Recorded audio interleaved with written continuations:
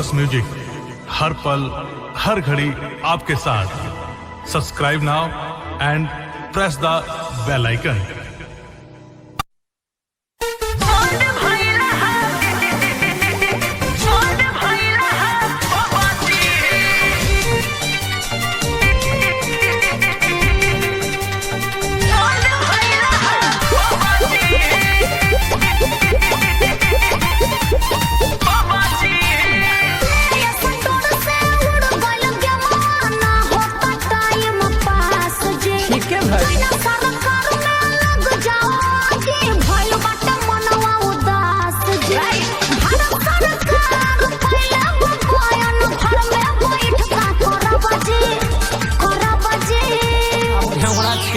अपना मोरब से कटावलू हसबजी ऐसे बंद भइला ह कबजी। अपना मोरब से कटावलू हसबजी ऐसे बंद भइला ह कबजी। दिमाग जराबा मोर बंद भइला ह कबजी।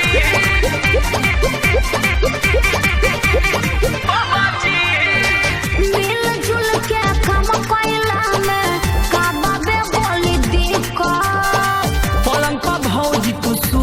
रहलू भैया रहले खटा तू देखत रहा बैठ के तना मिलजुल के काम कइला में काबे बोली देखो पलंग पर भौजी रहल तू सुतल भैया रहले खटा।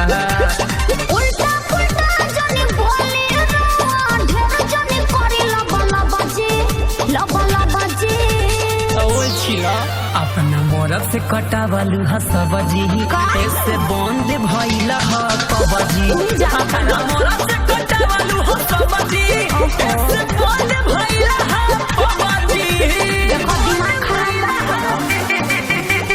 बंद भइला ह कबजी।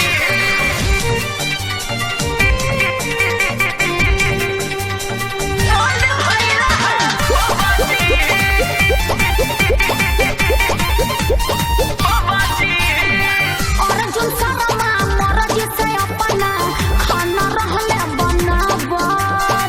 देखल रहनी जंगला से एक दिन मुहे में रहल खियाब। हाँ तो हमरा सुन ला तब बोला अर्जुन शर्मा महाराज से अपना खाना रहले बनाब।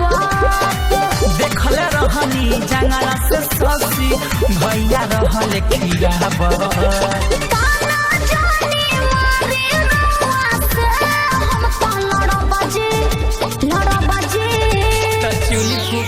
अपना मोरब से कटावलू हसबजी ऐसे बंद भइला ह कबजी। अपना मोरब से कटावलू हसबजी